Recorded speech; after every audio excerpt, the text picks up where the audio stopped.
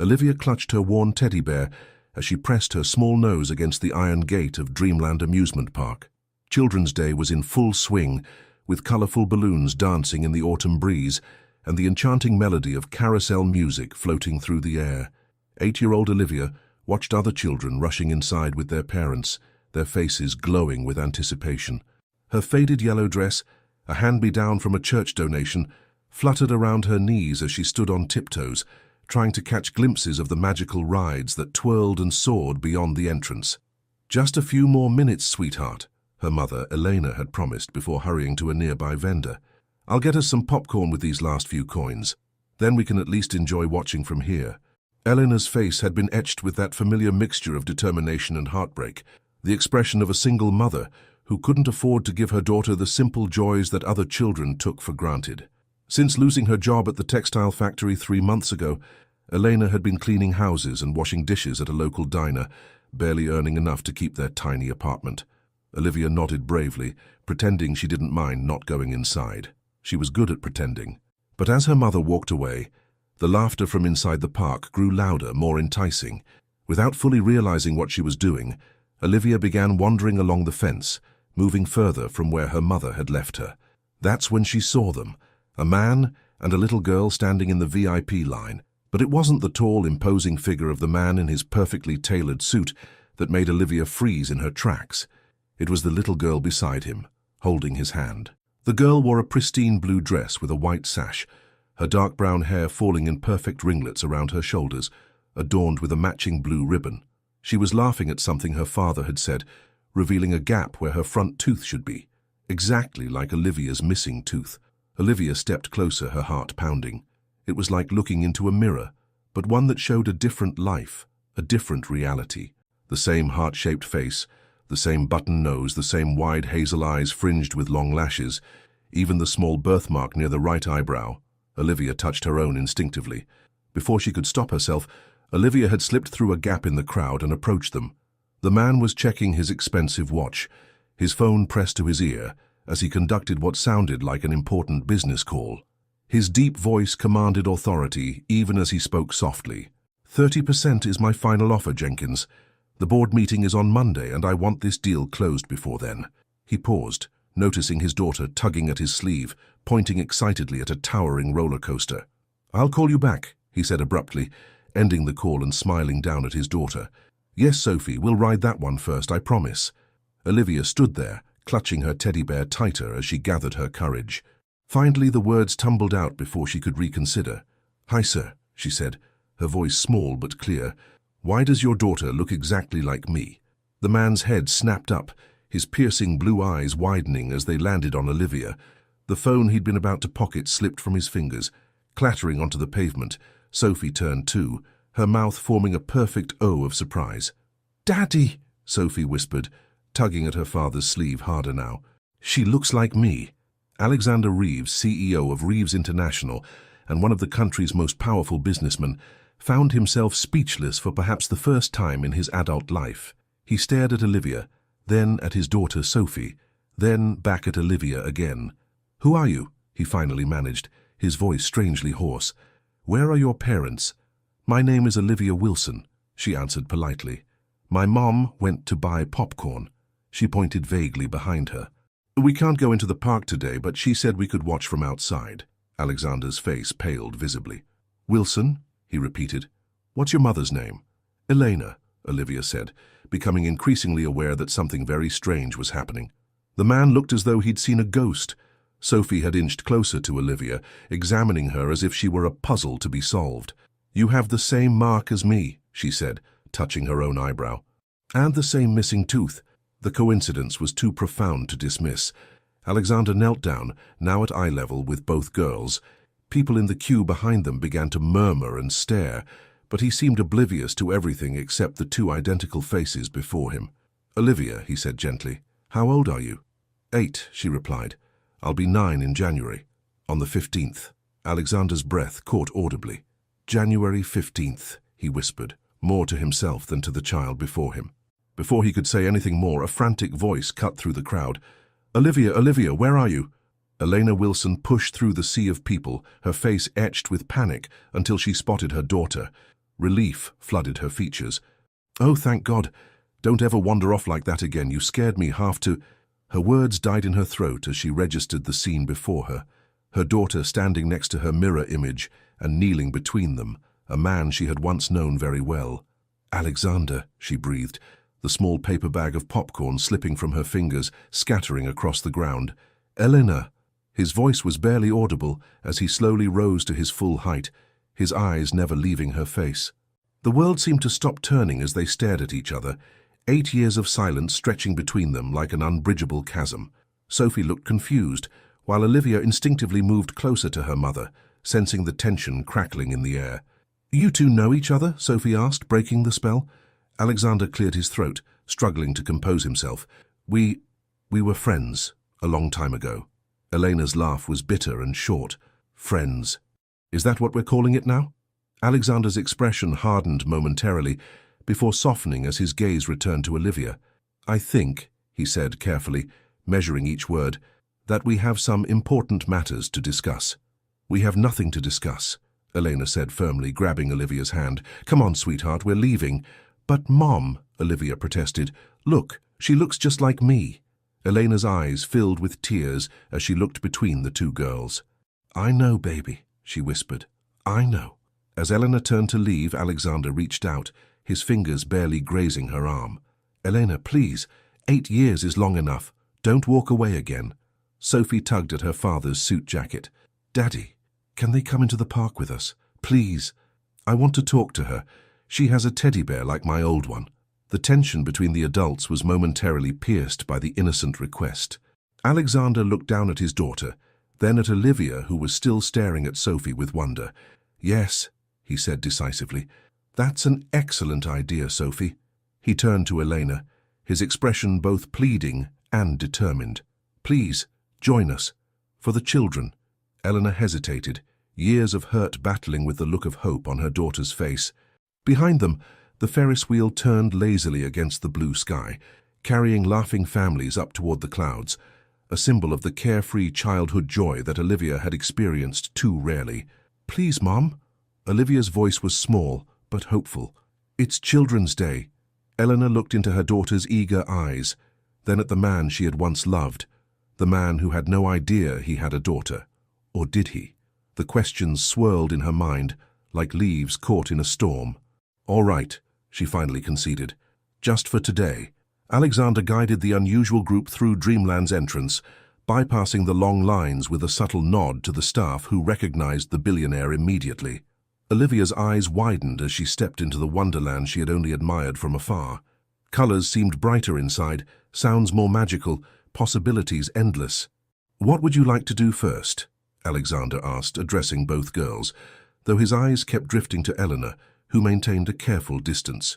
"Carousel!" Sophie exclaimed, while Olivia simultaneously whispered, "The carousel, please."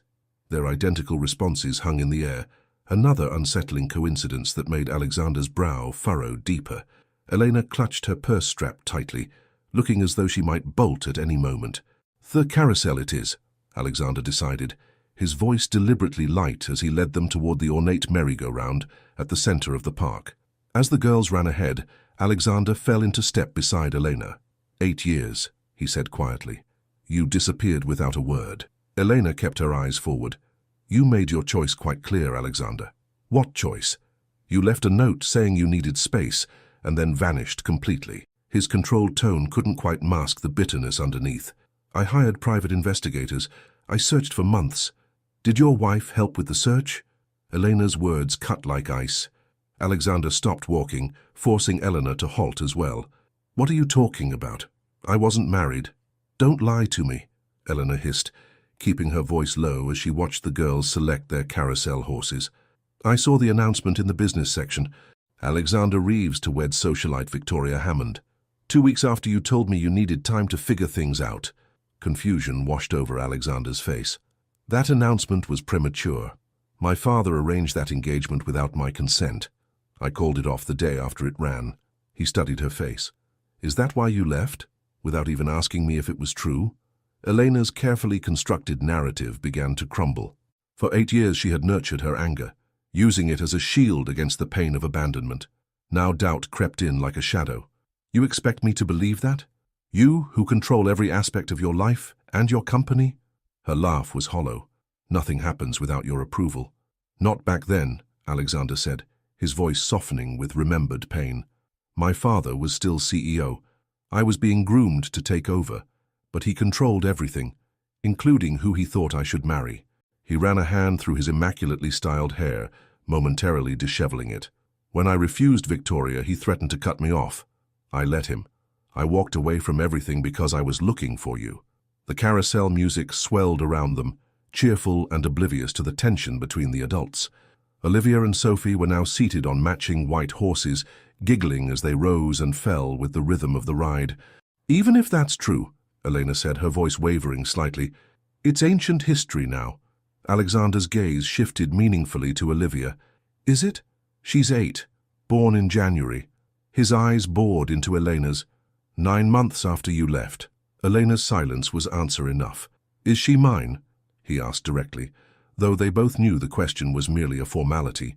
She has your mother's eyes, Elena finally admitted, and your grandmother's birthmark. I saw the photos in your family album, remember?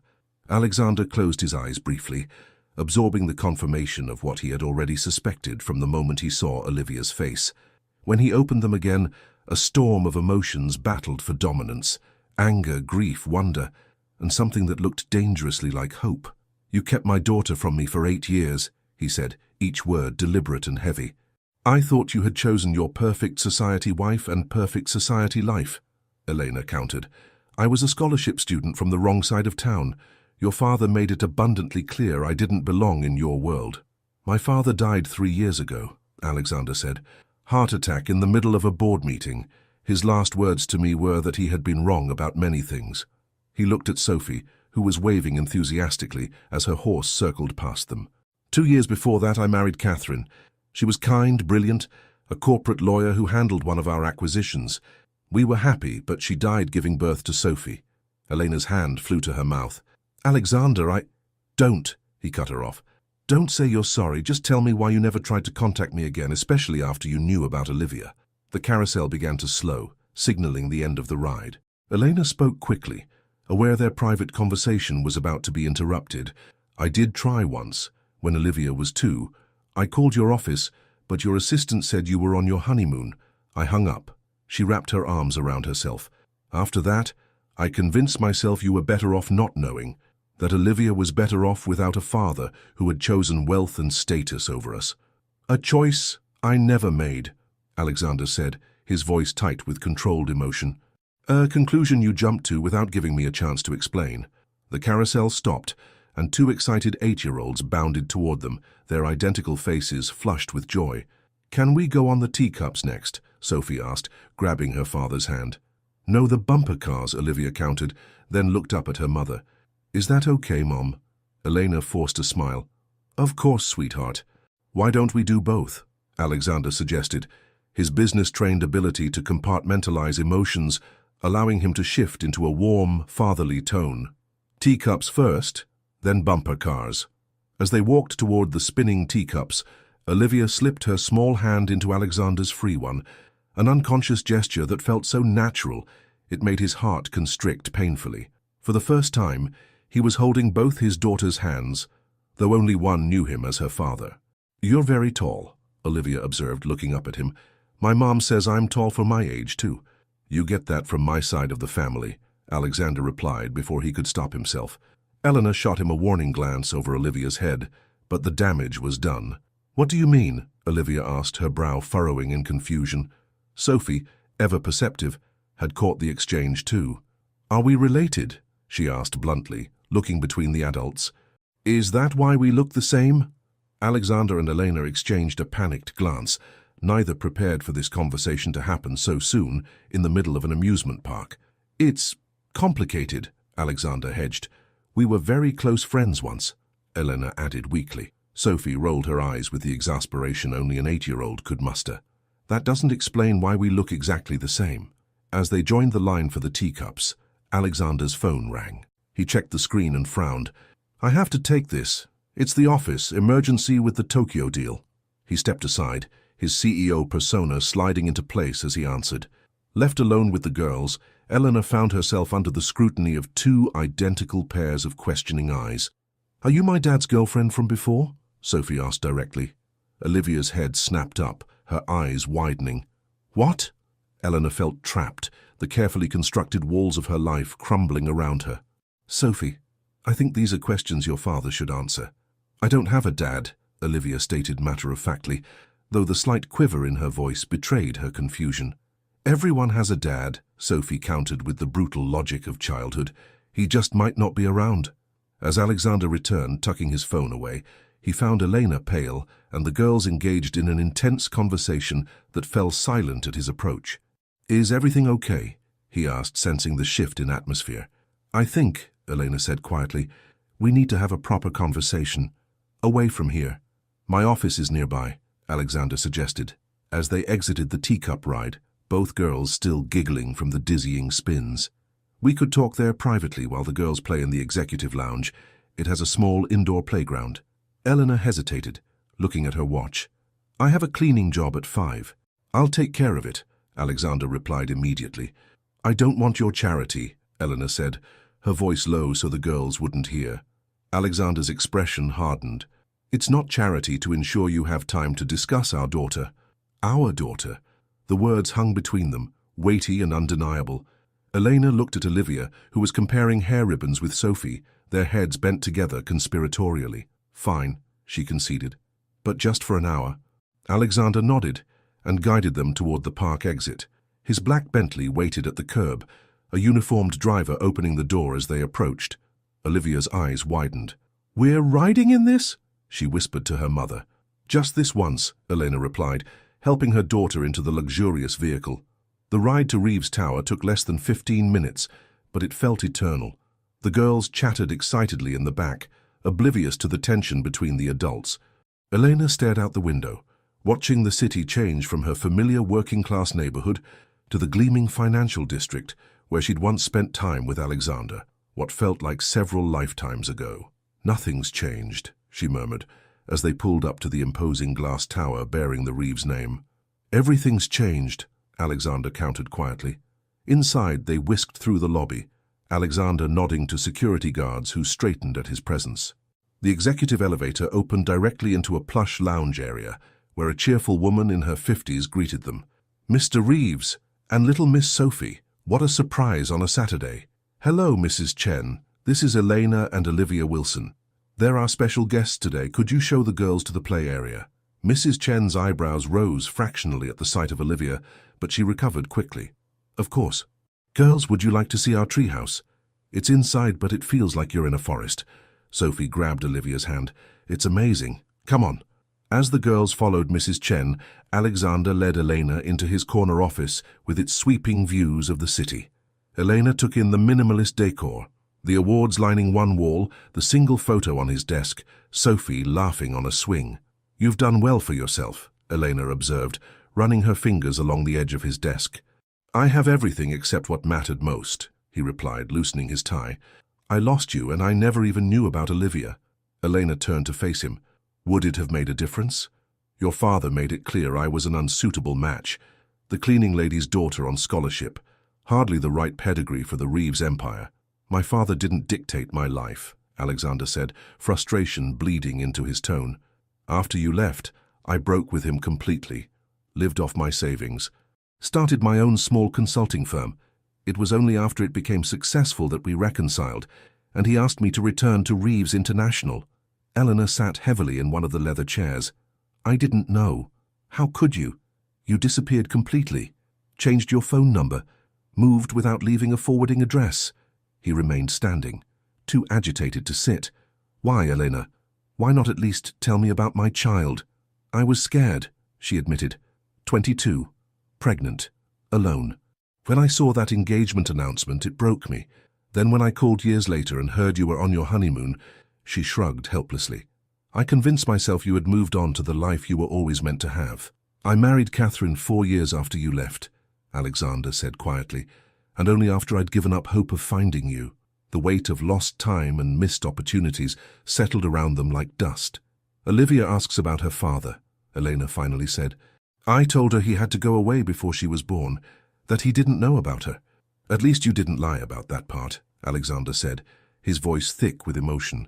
She seems like an incredible child. She is, Elena agreed, a small smile softening her features. Smart, kind. She deserves so much more than I've been able to give her. Alexander moved to the window, looking out at the city stretching below. I want to be in her life, Elena. I've already lost 8 years. And what does that look like exactly? Elena challenged. Weekend visits to your penthouse, holiday gifts, or are you planning to sue for custody? Alexander turned, his expression pained. Is that what you think of me? That I'd tear her away from the only parent she's ever known? Before Elena could respond, the office door burst open. Sophie stood there, her face streaked with tears, Olivia hovering anxiously behind her. You're her dad, aren't you? Sophie demanded, looking at Alexander, then at Elena. She's my sister. Alexander moved toward his daughter, kneeling to her level. Sophie, sweetheart, don't lie to me. Sophie backed away, her small frame trembling. I heard Mrs. Chen on the phone. She said, Mr. Reeves' daughter, the other one. Is it true? Alexander looked at Eleanor, a silent question passing between them. Eleanor nodded slightly. Yes, he said softly. Olivia is my daughter too. Your sister. Olivia stepped forward, her expression a mixture of confusion and wonder. You're my dad? Elena moved to her daughter's side, putting an arm around her shoulders. Yes, baby. This is your father. But why didn't you tell me? Olivia's voice wavered. Why haven't you been with us? He didn't know about you, Elena explained gently. That was my choice. A wrong choice, Alexander added, his voice firm but not unkind. If I had known, I would have been there for every birthday, every first day of school, every skinned knee. Sophie's expression had shifted from hurt to curiosity. So, we're really sisters? Like real sisters? Half-sisters, Elena corrected. Twins, practically, Alexander added, attempting a smile. Born 2 months apart. Is that why we look the same? Olivia asked. Yes, Elena answered. You both look like your father's family. A new voice interrupted from the doorway. Alexander? Your assistant called saying there was some sort of emergency. All heads turned to see a tall woman with auburn hair standing in the doorway, her elegant attire suggesting she'd been at an important event. Victoria, Alexander breathed, clearly shocked. What are you doing here? Eleanor stiffened. Victoria? As in, Victoria Hammond? The woman's perfectly shaped eyebrows rose as she surveyed the scene before her. Eleanor Wilson, she said, recognition dawning. Well, this is certainly unexpected. Aunt Victoria, Sophie exclaimed, running to the newcomer. Look, I have a sister. Victoria's gaze moved from Sophie to Olivia, her expression unreadable. I can see that, she said carefully. Alexander, perhaps we should discuss the Tokyo merger another time. Alexander's jaw tightened. Victoria is the CFO of Reeves International, he explained to Elena, and Sophie's godmother. How convenient, Elena replied, her earlier doubts resurging. Victoria's smile didn't reach her eyes. I assure you nothing about this situation appears convenient. She turned to Alexander. The board meeting has been moved to tomorrow morning. I came to drop off the revised proposals. She set a folder on his desk. I'll leave you to your family reunion. As Victoria left, the atmosphere in the room grew even more strained. I should take Olivia home, Eleanor said abruptly. No! Both girls cried simultaneously. Please, Mom, Olivia pleaded. I just found out I have a dad and a sister. Don't make us leave yet. Elena looked at her daughter's imploring face, then at Alexander's equally hopeful expression. We have a lot to figure out, Alexander said softly, but maybe we could start with dinner. All of us together? 3 months later, Elena stood in the kitchen of her new apartment, arranging cookies on a plate. Sunlight streamed through windows that actually opened properly, illuminating a space that no longer had water stains on the ceiling or drafts seeping through cracked walls. Mom! Dad's here! Olivia called from the living room, her excitement palpable. Elena still hadn't grown accustomed to hearing her daughter say Dad with such ease, as though Alexander had always been part of their lives rather than a recent addition. The transition had been smoother than she'd dared hope, Olivia embracing her newfound father and sister with wholehearted enthusiasm. The doorbell rang, and Elena heard Olivia racing to answer it, followed by the sound of Alexander's deep laugh and Sophie's animated chatter. Their weekend routine had quickly become established. Alexander picking up both girls on Saturday mornings for adventures ranging from museum visits to horseback riding lessons, returning them to Elena's for dinner, where they'd all eat together before he took Sophie home. Tonight was different, though. Tonight they would tell the girls. "Something smells amazing," Alexander said, appearing in the kitchen doorway with a bouquet of daisies, Elena's favorite, not the roses most men defaulted to. He'd remembered even after 8 years. "Just lasagna," Elena replied, accepting the flowers with a small smile. "Nothing fancy. Your lasagna is legendary," he countered, his eyes warm as they lingered on her face. The girls haven't stopped talking about it all week. In the living room, Olivia was showing Sophie her new science project, a model solar system they'd created together with supplies Alexander had provided. The girls' bond had deepened weekly, their identical mannerisms sometimes startling even Elena. "Victoria called me today," Alexander said quietly, helping Elena fill water glasses. "She's accepted the London position." Elena nodded, relief washing through her. Though Victoria had been unfailingly professional in recent months, her history with Alexander, both the engagement his father had arranged years ago and their continuing professional relationship, had been a lingering source of tension. "She'll make an excellent international operations director," Eleanor said diplomatically. "Sophie will miss her, though. We'll visit. London isn't so far." Alexander placed the last glass on the table. "Are you nervous? About telling them?" Eleanor tucked a strand of hair behind her ear. "A little. It's a big change. If you're having second thoughts—" "I'm not," she interrupted, meeting his gaze directly. "Are you?" Alexander's answer was a smile that transformed his usually serious face, erasing the lines of corporate responsibility. "Not a single one." Dinner passed with comfortable familiarity, the girls dominating conversation with school stories and plans for their upcoming dance recital. Elena watched Alexander with their daughter, still amazed at how quickly they'd bonded. He listened with genuine interest to Olivia's detailed explanation of her classroom's hamster habitat, treating her ideas with the same respect he gave to corporate executives. After helping clear the dishes, an activity he'd likely never done before meeting Elena, Alexander winked at her, their signal.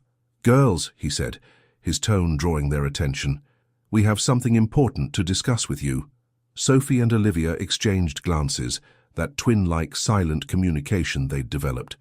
"Are we in trouble?" Sophie asked suspiciously. "Not at all," Elena assured them, sitting beside Alexander on the sofa while the girls perched on ottoman cushions across from them. "It's good news, actually." Alexander took Elena's hand, a gesture not lost on their observant daughters. "Over these past months, your mom and I have been spending a lot of time together, getting to know each other again." "We know." Olivia rolled her eyes dramatically. "Ah, you guys talk on the phone every night after you think I'm asleep." Eleanor blushed. "You're supposed to be sleeping, young lady." "The point is," Alexander continued, squeezing Eleanor's hand, "we've realized that the feelings we had for each other years ago never really went away." Sophie's eyes widened. "Are you getting married?" "Not yet," Alexander said gently, "but we are going to start dating officially." "You already date," Olivia pointed out. "You went to that fancy restaurant last week." "And the symphony," Sophie added helpfully. Eleanor and Alexander exchanged amused glances. "Yes, but now we're going to tell people we're dating," Eleanor explained, "and we're going to spend more time together as a family." "Does this mean we'll live together?" Sophie asked, hope brightening her expression. "Like a real family." "Eventually, perhaps," Alexander said carefully. "But for now, we're taking things slowly." "But there is one immediate change," Elena added. "Alexander, your dad, has asked us to move to his neighborhood, to a house close to his. That way you girls can go to the same school, and we can see each other more easily." Olivia's expression clouded. "But what about my friends? And Ms. Garcia next door who watches me when you work late?" Elena's heart clenched. In her joy at reuniting with Alexander, she'd momentarily forgotten the stability she'd worked so hard to create for Olivia, despite their financial struggles. Alexander leaned forward. "That's a very good point, Olivia. We don't want to disrupt your life completely. What if, instead, we look for a place halfway between our current homes, and you can still visit your friends on weekends? And Ms. Garcia could visit us," Elena added. "Maybe come for dinner sometimes." Olivia considered this compromise, her brow furrowed in concentration, an expression identical to the one Alexander wore during difficult negotiations. "Would I have my own room?" she finally asked. Of course, Alexander assured her. You and Sophie would each have your own room, but they could connect if you wanted. With a secret door, Sophie exclaimed. This suggestion lit up Olivia's face. Like in the Chronicles of Narnia. Exactly like that, Alexander promised, though Eleanor suspected he had no idea what they were referencing. Then I think it's okay, Olivia decided, as long as Mom is happy too. All eyes turned to Elena, who felt tears pricking unexpectedly. I am happy, she said softly, happier than I've been in a very long time. Later, after ice cream and a movie, with both girls asleep, Sophie on the pull-out sofa she used during weekend stays, Olivia in her bedroom, Elena and Alexander stood in the kitchen washing the final dishes. That went well, Alexander observed, drying a bowl. Better than I expected, Elena agreed. Though I think the secret door was what sealed the deal. Alexander chuckled. I've already texted my contractor. Elena shook her head, amused by his efficiency. Of course you have. He set down the towel and turned to face her. Elena, I know we agreed to take things slowly, but I need you to know, I never stopped loving you, even when I couldn't find you, even when I married Catherine. Alexander, let me finish, he said gently. I loved Catherine. I did. She gave me Sophie, and she was a wonderful person, but what I felt for her was different from what I've always felt for you. Eleanor stepped closer, resting her hands on his chest. I tried to stop loving you.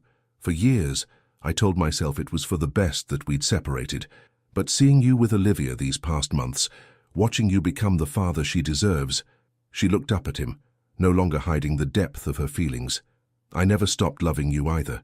When Alexander lowered his lips to hers, 8 years of separation, misunderstanding and longing dissolved. The kiss was both familiar and new, a homecoming and a beginning. From the hallway came a muffled giggle. They broke apart to find 2 identical faces peeking around the corner, matching gap-toothed grins visible in the dim light. I think this means we're officially a family, Alexander said, opening his arms to include their daughters.